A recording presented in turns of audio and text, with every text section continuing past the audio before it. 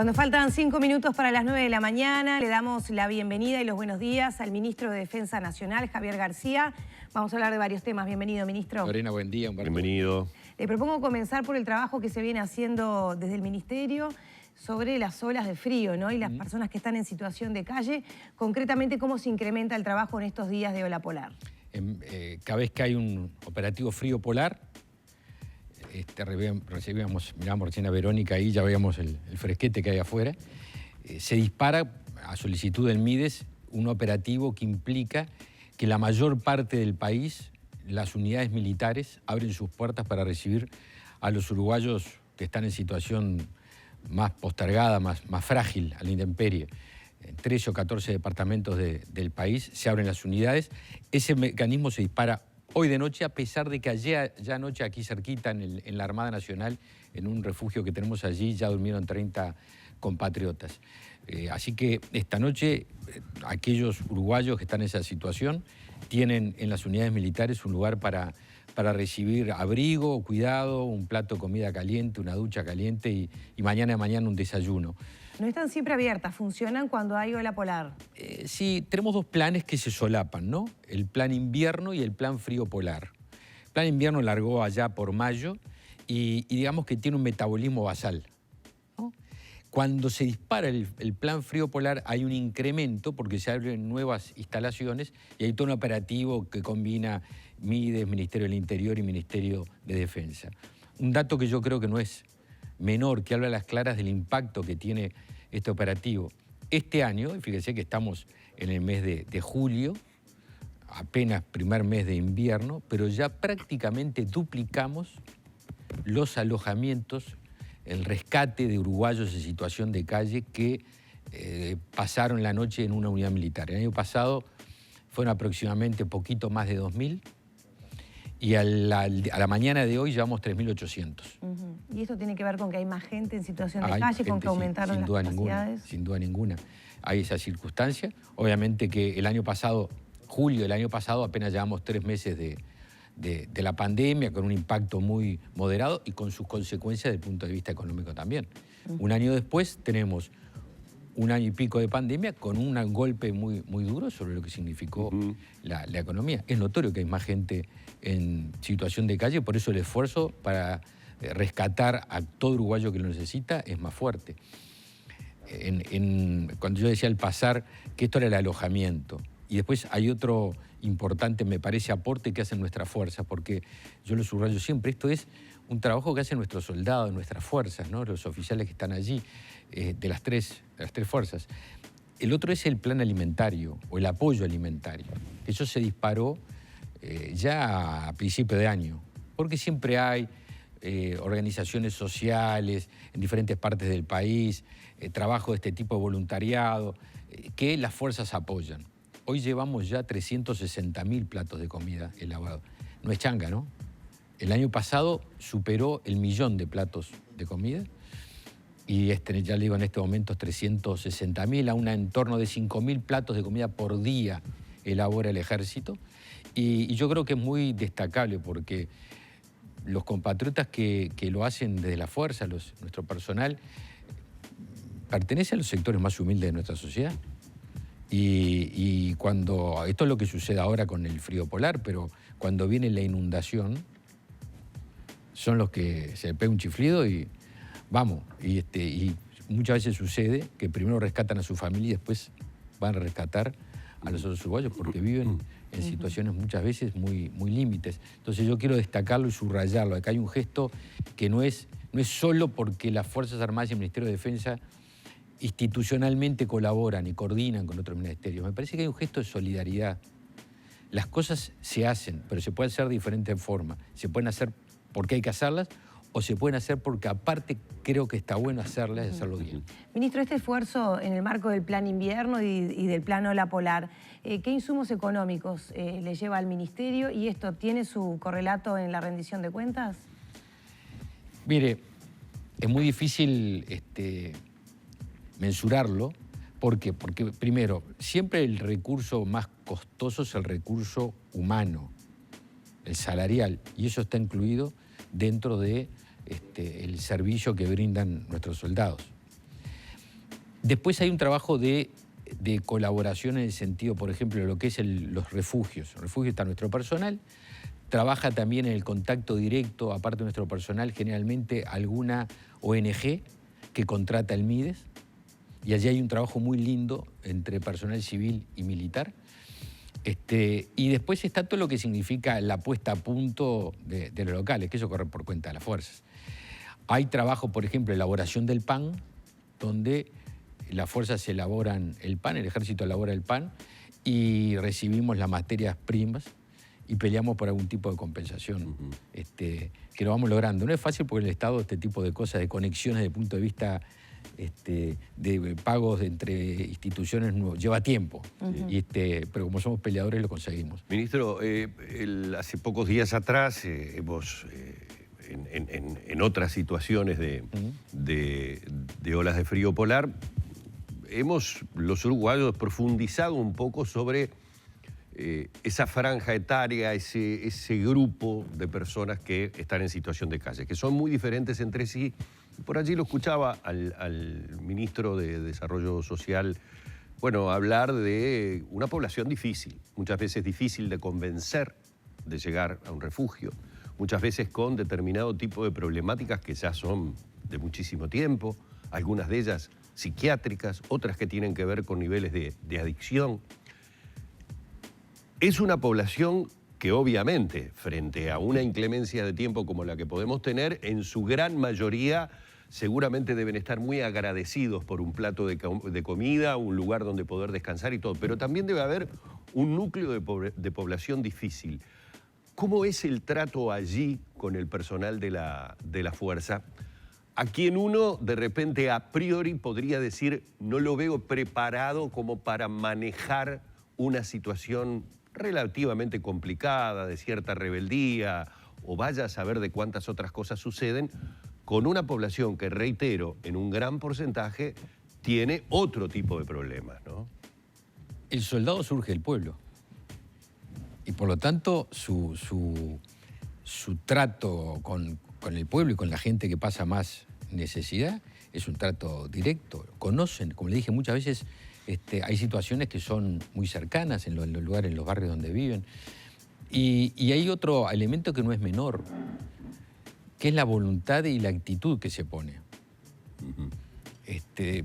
Yo, salvo excepciones, que siempre las hay, ¿no? Alguna situación que a veces puede ser algún cortocircuito, digamos.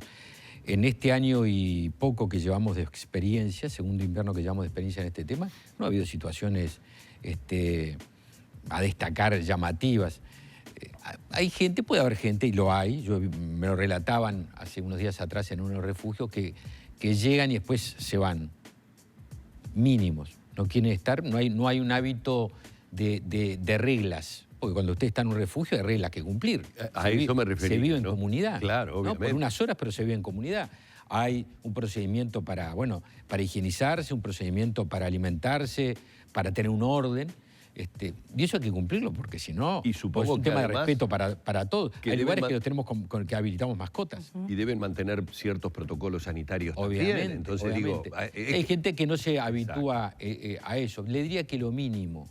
Por eso que yo creo que la relación es muy buena. Y destaco algo que dije recién.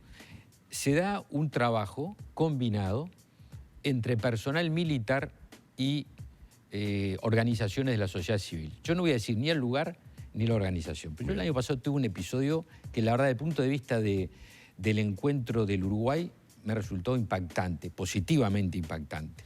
Estamos en un batallón donde hay un refugio, el 13. Ustedes saben que es emblemático. Sí, no, totalmente. Ese ya no está acá, donde estaba el 13, mejor dicho. Ahora está el servicio de transporte. Y yo voy al refugio y estamos con el comandante, y había unos muchachos y muchachas de la organización, de la ONG, que están contratados por el MIDES. Yo vi cierta distancia al principio, pero aquello de los uruguayos, ¿no? Enseguida, 2 o 3 comentarios y enseguida nos encontramos. Y una muchacha, con mucho respeto, se ve que estaba medio como embuchada de decirlo, ¿no? Me dijo, usted sabe, ministro, dice que yo nunca en mi vida me imaginé que iba a trabajar con militares, y mucho menos aquí. Y yo le dije, ¿viste cómo cambia la cosa? ¿Cómo es posible superarnos? Se ve que la tenía medio, embuchada, en el sentido de, en el 13 y con militares. En el 13 y con militares, trabajando para rescatar uruguayos, para servirlos y para ayudarlos. Qué cosa tan linda. Ya para cerrar el tema refugios, las personas que estaban en un parador nocturno que fue cerrado por el MIDES por no respetar la laicidad, ¿habían sido derivados a la Armada? ¿Esa gente ya tiene otro lugar del MIDES o continúa en las instalaciones del Ministerio? Es una pregunta, Lorena, que yo sinceramente no la puedo contestar porque coordina el MIDES todo eso. Nosotros nos encargamos, ella el MIDES, necesitamos los refugios, Martín me avisó, digo, Martín, está todo pronto. Lo llevo a otro tema que tiene que ver con lo último que respondió de esa experiencia positiva, porque de alguna manera creí entender, corríjame si entendí mal, que es ese resabio, ese preconcepto que muchas veces gran parte de la ciudadanía uruguaya todavía mantiene hacia los militares, que nos viene de la época de la dictadura. Y usted se metió hace pocos días atrás en el tema de reparar a las víctimas de la guerrilla. De alguna forma como estableciendo... Me gustan los partidos complejos. Por eso, de alguna forma como estableciendo él, bueno, nos hemos dedicado a reparar a las víctimas del terrorismo de Estado, como se le ha llamado, ahora es hora de que también recordemos que hubo víctimas por el lado de la guerrilla. Esto evidentemente, a ver, de repente está mala la figura que voy a utilizar y le pido disculpas, abre heridas, porque evidentemente no han cicatrizado. En muchos casos, si no, no estaríamos los uruguayos un día sí y al otro también debatiendo sobre este tema. ¿Qué lo llevó a eso? Primero, yo creo que no abre heridas, yo creo que cierra heridas. Segundo, una anotación al margen. Yo no noto un prejuicio de gran parte de la ciudadanía, como tú decías recién. Noto un prejuicio de una parte pequeña de la ciudadanía que puede tener influencia en la opinión pública, y son cosas diferentes. Porque si no, los estudios de opinión pública, las encuestas no darían lo que dan, que es las Fuerzas Armadas en primer lugar, sino el primero ahí de la aceptación popular. Por algo están allí. Hay un grupo cada vez menor, creo yo, con influencia en la opinión pública que tiene prejuicios sobre las Fuerzas Armadas. Prejuicios de 50 o 60 años atrás. Uno dice del pasado reciente, una vez escuché a alguien decir y me pareció una buena anotación, un país como el nuestro que tiene 200 años de historia, 50 o 60 no son recientes, son la historia. Nosotros somos una nación joven, 50 o 60 años en 200 es una buena parte. Entonces, ¿por qué hago el planteo, la reflexión? Por justicia. Las causas, si son justas, hay que empujarlas. Como tú decías, yo fui legislador, lo soy, estoy en comisión del Poder Ejecutivo, pero soy senador electo. Voté en su momento las reparaciones para las víctimas de la dictadura, ¿no? Durante todos los periodos, durante muchos periodos legislativos, hubo proyectos de ley para reparar a las víctimas de la guerrilla y de los grupos armados. Pero hubo, a ver, para recordar, hubo proyectos del Partido Colorado, hubo proyectos del Partido Nacional, hubo un proyecto del doctor Tabaré Vázquez, presidente de la República. Creo que en el año 2007. Y últimamente proyecto de Cabildo Abierto en diciembre del año pasado. Siempre fueron proyectos, pero nunca avanzaron. En cierta medida porque me parece que había una visión parcial. No se entendía que el Uruguay tuvo enfrentamientos duros, los años más negros y más trágicos que yo recuerdo en mi vida. Y siendo un gurí, ¿no? Pero la sociedad vivió enfrentada, hubo enfrentamientos muy duros. Y no hubo víctimas de un solo lado. Y los derechos son para los humanos, no para unos humanos. Si son derechos humanos, son integrales.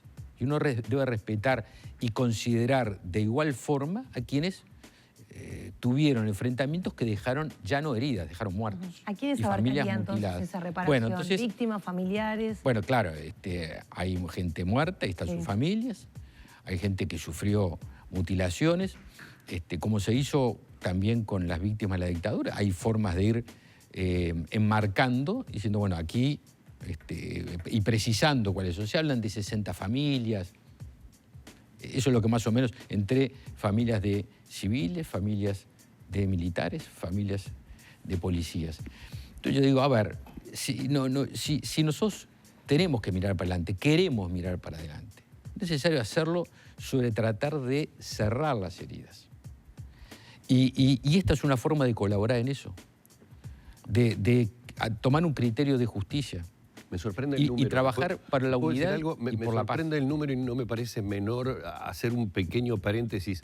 Me sorprendió que dijera, se habla de 60 familias, es decir... Porque nunca hubo un estudio pormenorizado, pero... Pero de lo que se conoce tenemos en determinado momento 60 hechos que de alguna manera perjudicaron... Sí. No creo que sean de público conocimiento tantos hechos. Bueno, creo que en la memoria colectiva del Uruguay, de ese pasado que para mí no es reciente, y muchos de ellos, si no la enorme mayoría, de gente extremadamente humilde, que hoy incluso no tienen lugar para vivir, o viven en situaciones muy precarias, ¿no? Uh-huh. Entonces, yo pregunté, ¿esto puede tener una opinión negativa?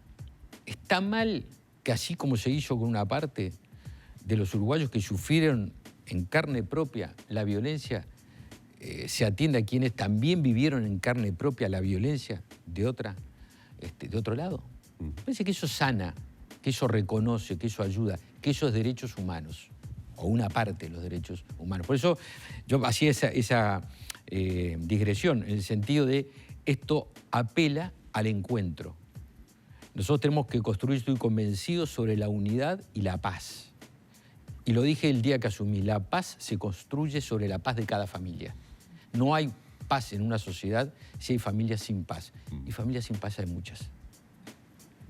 Muchas, cuando digo muchas en términos globales. Sí, sí, claro. Le propongo cambiar de tema y hablar un poco de la economía, ahora que estamos en discusión de rendición de cuentas. Se viene renovación de un helicóptero. Hace algunas semanas vino una delegación de Estados Unidos y estaba, ¿no?, negociando la incorporación de algunas embarcaciones, patrullas fluviales y marítimas. ¿En qué está todo eso y qué pasa con ese refuerzo presupuestal que se requería, por ejemplo, para los efectivos que están trabajando en fronteras? Bien, empiezo por lo último, si te parece, Lorena. El año pasado, la ley de presupuesto, nosotros como que hicimos un paquete, un 2 en 1. Hicimos ley de presupuesto, materia salarial, ley de presupuesto y rendición de cuentas del 2021, todo en el paquete 2020. Y pusimos una especie de cláusula gatillo. Dijimos, bueno, hay que empezar, fue un compromiso de campaña, en lo que llamamos jerarquización del personal de las Fuerzas Armadas, porque fue el personal más postergado y al que más recurrieron los gobiernos de todos, recién estamos hablando, ¿no?, de todos los signos políticos, cada vez que hay situaciones de emergencia y urgencia. Y sabemos que la economía es una economía golpeada, la que recibimos, y a la que le vino otro golpe que fue la pandemia, lo hablamos al principio, la gente en situación de calle. Dijimos, no obstante, el presidente de la República dio la indicación de que a pesar de estas restricciones se empezara un camino de incrementos especiales, de consideración especial, diferencial, a las otras situaciones, justamente porque había sido diferente el trato, pero negativamente antes. Y se incluyó una partida universal, empezando, para todos los soldados, empezando de abajo hacia arriba, el personal subalterno, de soldado a sargento, una partida que iba entre los 600 y pico, 800 y pico de pesos, a partir del 1 de enero de este año. A lo que se le sumó, porque ya empezó a ejecutarse el 1 de enero, una compensación por trabajo en frontera, de 450 pesos por día. Si usted hace un campamento, un soldado de 7 días, tiene 3.000 y pico de pesos, que se suman a los 20.000 y algo que gana de sueldo un soldado. Es un porcentaje interesante. Por allí ya pasaron 3.000 efectivos que cobraron esa compensación, que es la respuesta exacta de tu pregunta. Tú me podrás decir, ¿está conforme, ministro? No, no estoy conforme. No estoy. Hubiera preferido otras circunstancias, pero la realidad es la realidad y me parece muy bueno haber empezado un camino. Siempre uno apela más. Y ojalá podamos hacerlo. Entonces, vamos a la otra parte. ¿Cuál fue la cláusula gatillo? Ya dejamos incluido para el 1 de enero del 22, que viene, un incremento que va a completar, primero, el personal subalterno que no fue considerado el año pasado, más algo que no sucede del año 2012, que es el incremento para los oficiales, empezando por el grado más bajo, es el de alférez, hasta capitán. Partidas que van entre 1.100 y 1.500 y pico de pesos mensuales. Entonces podrá decir, ¿le parece, está conforme eso? No, hubiera deseado más, pero empezamos un camino. porque en situaciones como las que nos encontramos, de una economía apretada, donde hubo que enfrentar con un fondo que no estaba previsto, el Fondo Coronavirus 1, cientos de millones de dólares el año pasado, pero fueron en torno a 900. Algo que no estaba previsto, que la pandemia siguiera este año, hubo que hacer un segundo fondo coronavirus, también centenario en millones de dólares. Se inició un camino de incrementos especiales o de consideración especial. Eso en el punto de vista salarial. Del punto de vista de las inversiones, el año pasado, a pesar de todo esto, pudimos lograr una dotación de recursos en materia de inversiones mayor que el 2019. Compramos los aviones Hércules que nos han dado una utilidad notable. ¿Se acuerdan cuando criticaban los ultrafreezer? Bueno, ahí están los ultrafreezer con la vacuna de Pfizer, traído por los Hércules. Mire que no, me dijeron cosas, ¿no? Sin embargo, las vacunas de Pfizer que vinieron y las que van a venir van derechito a los ultrafreezer que trajeron de los primeros, son 6 o 7, 4 trajeron los Hércules, aparte de todas las tareas que han realizado. Hicimos esa inversión, se aumentó la inversión. En estos días hay una delegación uruguaya integrada por el embajador de Estados Unidos en Estados Unidos, Andrés Durán, por nuestro agregado naval en aquel país, el capitán Acosta, y por un capitán que fue desde aquí, que están negociando con el gobierno norteamericano, las condiciones para la donación de 3 patrulleros fluviales que si todo marcha bien el año que viene van a estar por aquí. A pesar de que es una donación, hay criterios de puesta a punto, de traslado que tienen costo. Entonces, estamos charlando esos temas que no son menores. Esperemos que termine bien esta negociación. Lo llevo a otro tema que no es para nada menor y fundamentalmente tomando en cuenta que, bueno, habrá que plantear una estrategia si es que finalmente la Corte Electoral determina que habrá referéndum, es decir, que se llegó a la cantidad de firmas para derogar 135 artículos de la LUC. En el encuentro con el presidente, ¿ya se trazaron lineamientos de una estrategia con respecto a su cartera? Por ejemplo, revisar aquellas situaciones en que la LUC ha sido favorable para determinado tipo de cosas, porque notoriamente la coalición, todo el gobierno, el gabinete, será seguramente el que saldrá a defender y debatir con la ciudadanía las bondades que teóricamente tiene la ley. ¿Hubo algo de eso? ¿Ya comienza a prepararse? Usted va a ser un actor político importante en ese rubro, tenemos la obligación de hacerlo no por una cuestión política, sino una cuestión de mejora de la sociedad. Si transcurrimos unos cuantos meses, y varias de las disposiciones que están en la LUC sirvieron para que mejorara la sociedad, yo tengo la obligación como dirigente político de mostrar estas realidades. Porque el Uruguay está mejor, entre otras cosas, por varias de las disposiciones que hoy son impugnadas. Entonces, me dicen, ¿va a haber algún cambio de agenda de gobierno? No. Es como si fueran 2 velocidades independientes, paralelas, que atienden situaciones diferentes. Hay una agenda política y hay una agenda de gobierno. La agenda de gobierno sigue. Porque nosotros tenemos un compromiso con la ciudadanía. El presidente de la calle Pou y el gobierno de coalición fueron electos para cambiar. Se podrá estar de acuerdo o en desacuerdo, pero la mayoría estuvo de acuerdo en votarlo para cambiar y tenemos una obligación que cumplir. Nosotros no tenemos excusas para decir, mire, durante, no sé, X cantidad de meses que dure la campaña, no voy a hacer nada porque me voy a dedicar a la política. No, me dice, espera un poquitito. A usted lo elegimos para gobernar, le pagamos el sueldo para gobernar. Así que dedíquese a gobernar. Haga lo que se comprometió. Agenda de gobierno. La agenda de gobierno va. Por otro lado, hay una agenda de política, que es así naturalmente cambia, porque hay un elemento que no estaba planteado, el referéndum. Entonces, va a haber una agenda de gobierno que va por un andarivel, ahora que estamos en Olimpiadas, y una agenda política que va por otro andarivel. Tendremos que multiplicar el trabajo en este sentido.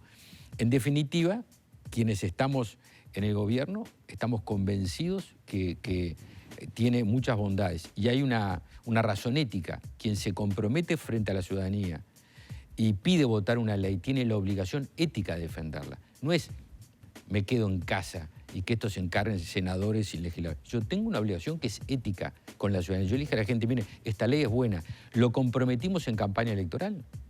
no salió de abajo de una mesa y dijo, acá estoy. No, el candidato a la calle Pou, la coalición con todos sus referentes dijo en campaña, si nos toca gobernar, vamos a trabajar rápido y un instrumento de la ley de urgente consideración. Se impugnó legítimamente, está en ese proceso, todo legítimo, legítimamente y con ética la vamos a defender. Ya tenemos que ir cerrando, pero le quiero preguntar de los radares. No están funcionando el radar del aeropuerto de Carrasco, tampoco el de Laguna del Sauce, según trascendió a través de la prensa. ¿Cuál es la situación? Se espera además poder abrir fronteras ya para septiembre. ¿Cuál es la situación? No, la situación es así, Lorena.